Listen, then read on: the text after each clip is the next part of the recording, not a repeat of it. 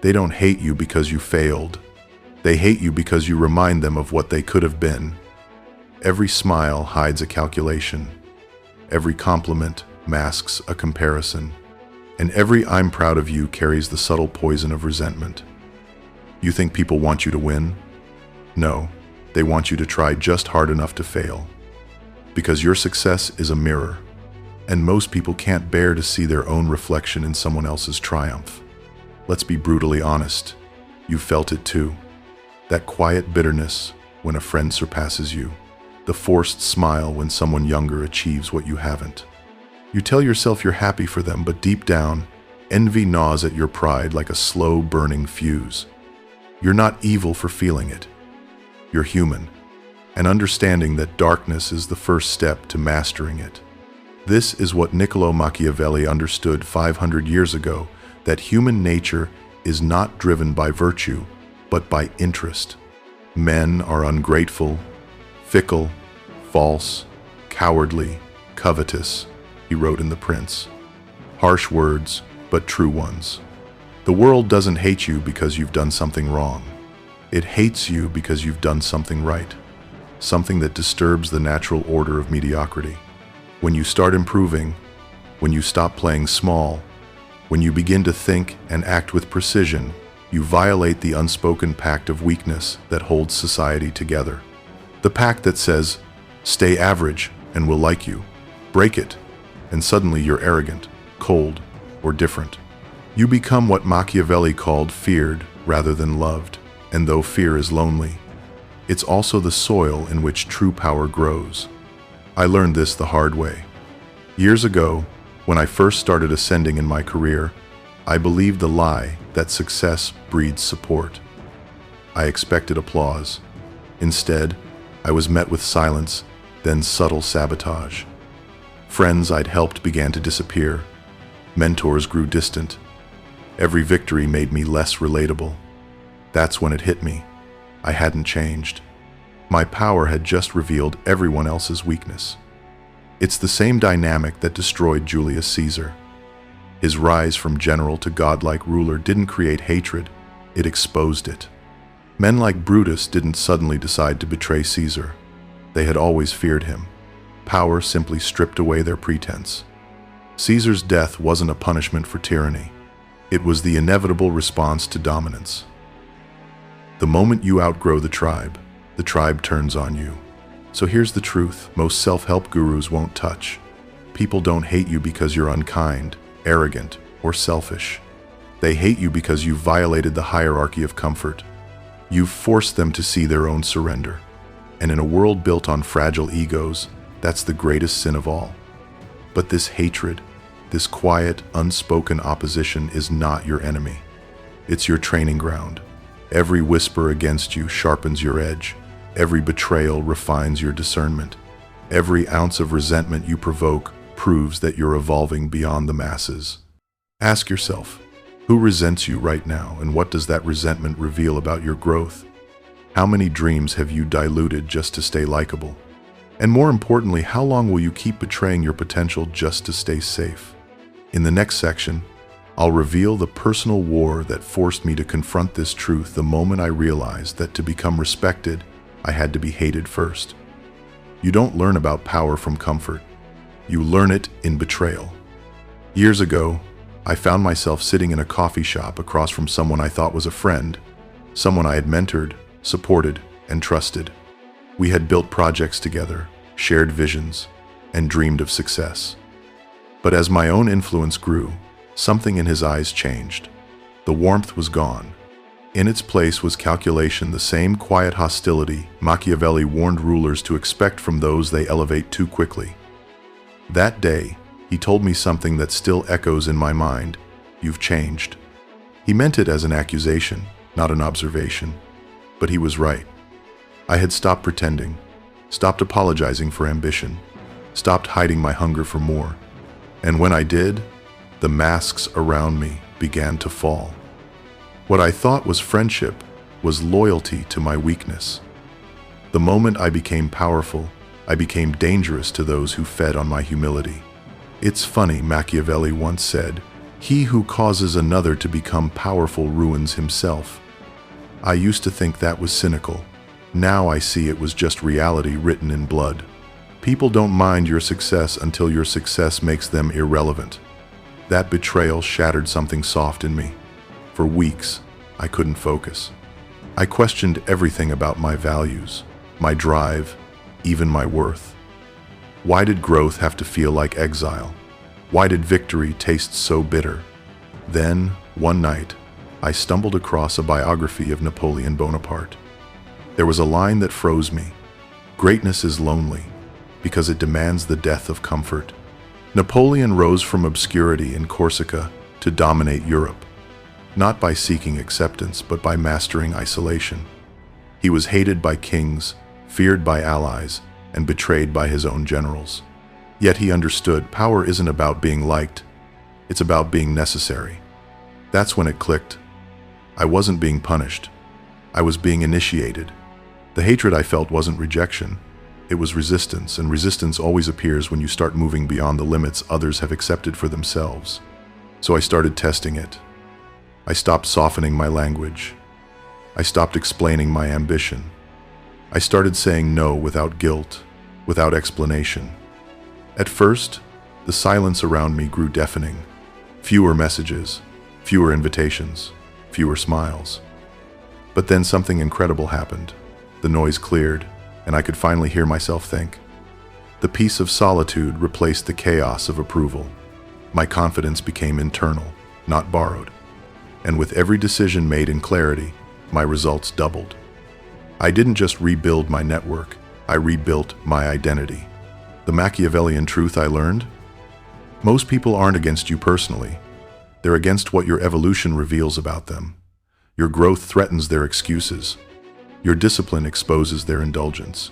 Your courage shames their comfort. And so they attack, subtly, with jokes, gossip, or silence, all weapons of the weak. But if you endure it, if you can stomach the loneliness long enough, something shifts. The same people who once resented you will start to respect you. Not because they've changed, but because they now need you. That's when you cross the threshold from being liked to being followed. So I ask you, who have you outgrown but keep around out of guilt? Whose approval have you been addicted to?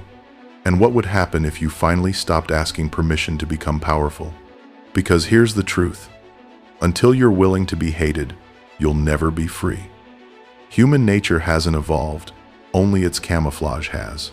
500 years ago, Niccolò Machiavelli sat in exile outside Florence, stripped of power, accused of conspiracy, tortured, and abandoned by the very leaders he once advised. In that brutal solitude, he observed what few dared to admit, that loyalty is a performance until advantage shifts. Out of that realization came The Prince, not a book of evil, but a manual for surviving the theater of envy. Machiavelli understood something most modern thinkers ignore. People don't operate on morality, they operate on calculation. Every alliance, every friendship, every smile is a negotiation of power. And when you rise, that equation changes. You become a threat to someone's sense of stability, even if you never lift a sword. He wrote, "The desire to acquire is a natural and ordinary thing, and when men who are able do so, they will always be praised or not blamed."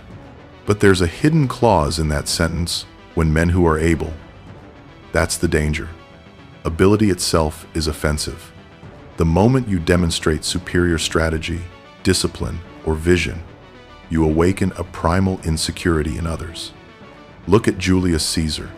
In 49 BC, when he crossed the Rubicon with his legion, it wasn't just a military act, it was psychological warfare.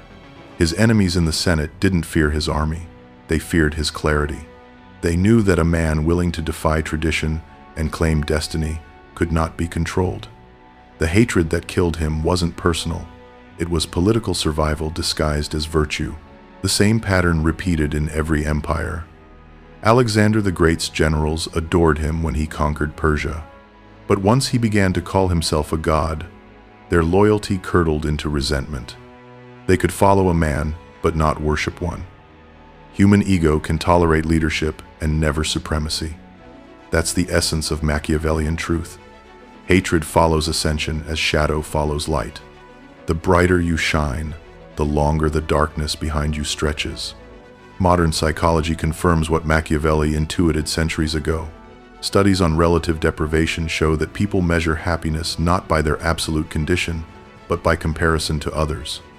Your success becomes their pain, your growth, their humiliation. It's not cruelty, it's wiring. And those who ignore that law suffer.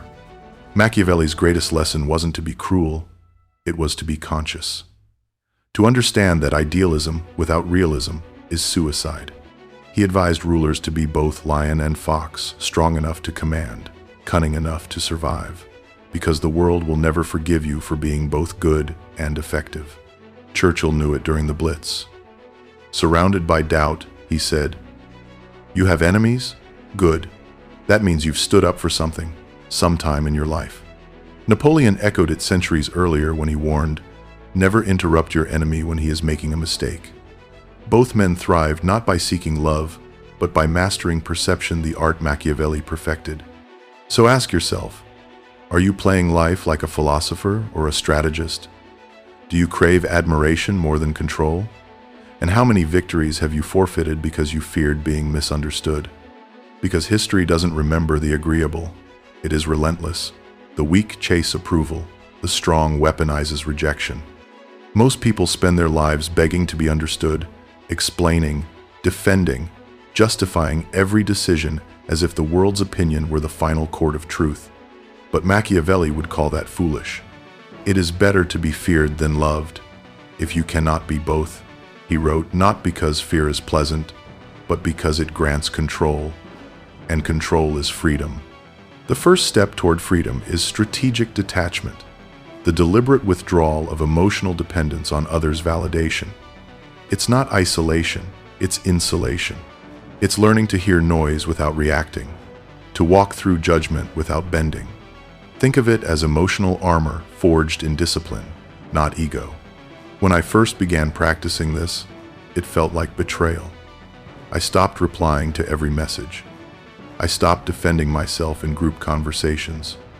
I started listening more, speaking less. At first, people called it cold.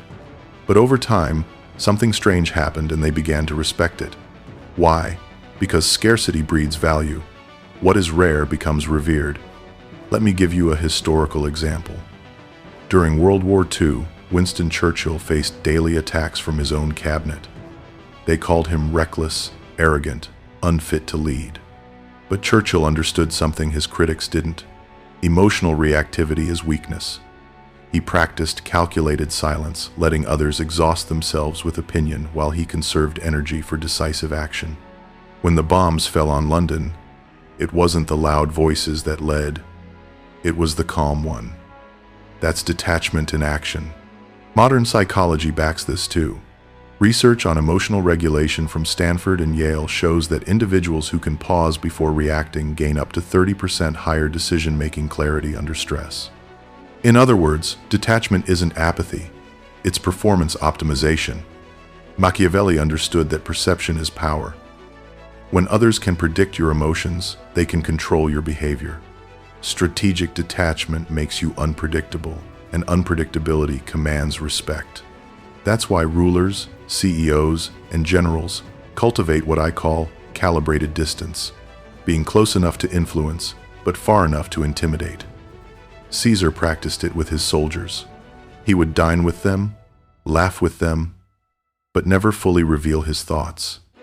They admired him, but they also feared disappointing him. That duality, warmth wrapped in mystery, is what made him unstoppable. You can do the same. Start small. Don't explain your goals to people who haven't earned context. When criticized, respond with curiosity, not defense.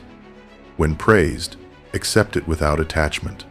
Each act chips away at your need for approval and builds your sovereignty. And here's the paradox. The less you chase validation, the more power you gain over those who do. People can sense when your confidence isn't rented from their opinion. They can feel when your peace is self-generated. That's why detachment is magnetic. It radiates control in a world addicted to reaction. So ask yourself, who controls your emotions right now? How many of your choices are driven by the fear of being disliked? And what would your life look like if you stopped flinching every time someone disapproved? Because until you master detachment, you'll always be enslaved not by chains, but by the invisible leash of perception. Hatred is energy misdirected, volatile, but pure. And like all energy, it can be harnessed. Most people spend their lives avoiding it. They flinch when criticized, retreat when mocked, apologize for being ambitious. But the Machiavellian mind does something different. It feeds on opposition. It converts emotional hostility into strategic momentum. This is the second law of power, transmuting resentment into fuel. When you understand that every attack is a signal, every insult is free data, you stop seeing enemies as threats and start seeing them as teachers. The enemy, after all, is the most honest mirror you'll ever have. Your friends will flatter you, your enemies will define you. I learned this during one of the darkest moments of my life. A few years ago, a group of colleagues tried to undermine a project I had built from the ground up. They spread rumors, questioned my competence, even sabotaged presentations. For weeks, I was furious. But then I asked myself, why would they do this unless I mattered? Hatred, I realized, is confirmation of significance. You don't get attacked for being irrelevant. So instead of defending myself, I documented everything, every criticism, every rumor, every objection. I turned that hostility into a checklist. Each attack revealed a weakness I could fortify. Every rumor showed me what narratives I needed to control.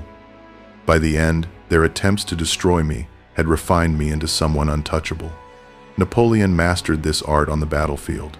He studied the hatred of monarchs who called him a tyrant, using their propaganda to anticipate their next moves. Never waste an enemy's error, he said. When nations conspired to crush him, he turned their fear into the foundation of his empire. Hatred didn't destroy him, complacency did, years later. Even in modern psychology, this is validated. Studies in cognitive reframing show that reinterpreting hostility as feedback can reduce stress and increase resilience by over 40%. When you stop taking attacks personally, they lose their poison. The moment you decide that hate is just energy, not verdict, you win the psychological war. Here's the framework I call Hostility Alchemy. Observe. Don't react to hate. Record it. Gather the exact words, tone, and patterns. Extract. Identify the truth hidden inside the exaggeration. What do they see that you don't? Convert. Turn that insight into action. Sharpen skills. Refine image. Strengthen boundaries. Project. Once improved, reflect it back without explanation. Let your results respond for you. This process transforms resentment into refinement. It keeps your focus forward while your enemies drown in their own bitterness. Think of Alexander the Great again, hated by philosophers, envied by generals, adored by none but feared by all. When others mocked his obsession with conquest, he didn't argue, he expanded. He let results write his defense. By the time they realized his strategy, he had already taken their cities. So I'll ask you, what if every insult you've ever received was an instruction manual for your evolution? What if every person who doubted you was just unpaid motivation? And how much stronger could you become if you stopped running from the friction that forges greatness? Because hatred is inevitable, but suffering from it is optional. The Machiavellian uses every emotion, every conflict, every slight as leverage. That's not darkness, that's efficiency. The moment you begin to rise, the world conspires to pull you back. Not through open warfare that would be too obvious, but through subtle sabotage. Doubt disguised as advice, fear disguised as prudence, and guilt disguised as morality. This is how mediocrity defends itself. It doesn't attack directly. It whispers, "Don't change too much." But here's the Machiavellian truth. Every rise to power requires a crucifixion of comfort. You cannot evolve and remain liked. You cannot expand and remain understood. You cannot lead and remain approved. Resistance is the tax you pay for transformation. I learned this when I decided to rebuild my life after betrayal. The moment I drew boundaries, people called me selfish. When I refused mediocrity, they labeled me arrogant. Every time I enforced a standard, I was accused of being too intense. At first, I tried to negotiate my way through it to soften my edges, to make my ambition palatable. But the softer I became, the weaker I felt. Then I remembered something from history. The Siege of Alesia, 52 BC. Julius Caesar faced a near impossible situation surrounded by a Gallic army twice his size. His men begged to retreat. But Caesar, calm and relentless, built not one wall, but two, one facing the enemy, another facing potential deserters. His message was clear: there is no way out but forward. He turned fear into focus, resistance into resolve, and the impossible into victory. That's what overcoming resistance looks like. Not avoiding pressure, but constructing discipline within it. The enemies you face, jealousy, doubt, gossip, failure, are not signs you're off path. They are proof you've entered the arena. Machiavelli said, "Men rise from one ambition to another.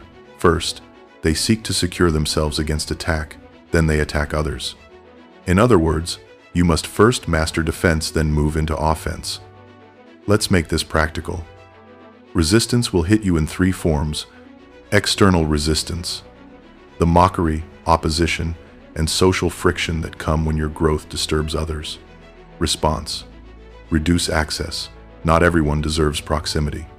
As Napoleon said, never step down to explain yourself. Let them climb to understand you. Internal resistance, the guilt, fear, and self-doubt born from years of conditioning. Response: audit your inner dialogue. When you hear, "What if they don't like me?" translate it to, "What if I outgrow them?" Systemic resistance, the structural forces that keep people compliant, routine, distraction, conformity. Response: create controlled chaos. Change your environment often. Routine breeds obedience. Variation breeds creativity. When I began implementing this, the shift was violent but liberating. People who once drained my energy vanished. Projects that had stagnated began to flourish. My focus became surgical. Every no I said created space for something sharper, stronger, more aligned with my purpose. Remember this: resistance is not a wall, it's a mirror. It doesn't block your path, it reveals it. The opposition you face is the universe's feedback loop, testing whether you deserve what you're pursuing. So ask yourself, what obstacle are you still calling bad luck when it's really your initiation? Whose opinion still shackles your ambition? And how many times will you let guilt disguise itself as humility before you fight back? Because power is not taken once. It's taken daily. Every time you choose strategy over emotion, clarity over comfort, and truth over peace. Power without structure collapses. Influence without architecture fades. That's why most people who taste power lose it. They mistake momentum for mastery. But a true Machiavellian understands, real power must be engineered. It requires systems, rituals, and psychological leverage that make you untouchable even when chaos surrounds you. This is the art of strategic empire building, the process of transforming personal discipline into social dominance. And it begins with one principle: visibility must serve authority, not validation. In the age of social media, everyone's trying to be seen. But visibility without strategy is exposure. The lion doesn't roar for attention, he roars to warn. When you broadcast your life without control, you invite envy without benefit. Machiavelli would never have allowed that. He taught rulers to reveal little, act decisively, and let results speak like thunder. So here's the advanced framework, a three-tier system I call the Machiavellian Pyramid of Power, the inner citadel control of self. This is your fortress, your habits, routines, and inner command structure. You wake, move, and think with military precision. Your phone doesn't control your focus. You control what enters your attention. Your emotions serve you, not the other way around. Alexander the Great practiced this by marching thousands of miles through deserts, yet reading philosophy each night by torchlight. He ruled empires because he first ruled himself. The outer network control of perception. You shape how others see you. Every word, gesture, silence, and absence is a move on the chessboard of perception. Machiavelli wrote that rulers must seem merciful, faithful, humane, sincere, religious, but be capable of the opposite when required. In other words, master the mask. Napoleon crafted his legend meticulously. He posed for portraits that made him taller, fiercer, almost divine. He understood optics or strategy. You must curate your image with the same precision. Speak less, post strategically, and let mystery multiply your value. The expanding empire control of environment power stagnates when confined. So, expand not recklessly, but relentlessly. Build influence across domains: finance, fitness, intellect, reputation. Each area reinforces the others like allied kingdoms. Churchill didn't rely on speeches alone. He fortified networks across journalism, politics, and intelligence. That's why he survived every political storm. Once this pyramid is stable, hatred no longer destabilizes you, it fuels you. Every critic becomes a free marketing agent. Every attack reinforces your mystique. You stop fighting battles, you design them. Here's a practical example. When people underestimate you, never correct them. Let them sleep on their ignorance. Underestimation is the greatest strategic advantage because surprise multiplies impact. The fox doesn't announce the ambush, it strikes in silence. And remember, Machiavelli never said to abandon morality, only to use it as a tool, not a cage. The wise leader appears just while remaining strategic, appears kind while remaining calculating, appears humble while planning conquest. Power is not about deception, it's about perception management. So ask yourself, is your life structured like a fortress or a marketplace? Do your words command respect or chase reassurance? And when you walk into a room, do people feel your presence or just notice your noise? Because true Machiavellian mastery isn't about being loved or feared, it's about being inevitable. Every empire falls for one of two reasons: arrogance or hesitation. Arrogance blinds a man to his flaws. Hesitation chains him to mediocrity. And somewhere between those two extremes lies the only path to mastery: strategic self-awareness. You've now seen the truth. People don't hate you for who you are. They hate you for what you represent. You're the reminder of potential wasted, the proof that comfort is a choice, the mirror they'd rather break than face. But understanding this truth isn't enough. It demands application. Power dies without movement. When Machiavelli wrote The Prince, he wasn't instructing tyrants, he was exposing reality. He wanted you to see the world, not as it should be, but as it is, a battlefield of perception, ego, and control. The question now is, what will you do with that knowledge? Because knowledge, without action, rots into regret. Let's be direct. You will never be universally liked. The higher you climb, the smaller your circle becomes. That's not tragedy, that's filtration. Every person who drifts away is a test of your resolve. Every ounce of hate you attract is a receipt of your rising power. The weak crumble under judgment, the strong grow sharper in it. I remember the exact night I decided to stop chasing approval for good. I was sitting alone in an empty apartment, blinds drawn, phone silent, everything stripped down to silence. For the first time, I felt the raw loneliness of leadership. It wasn't glamorous, it was terrifying. But then, in that silence, a calm clarity rose up. If I must walk alone to become who I'm meant to be, then so be it. That was the night I stopped waiting for permission.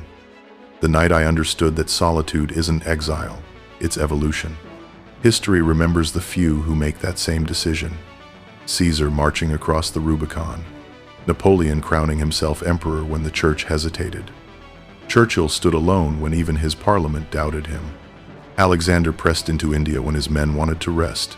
Each of them faced hatred, Each of them faced betrayal, but they chose forward, always forward. That's your challenge now.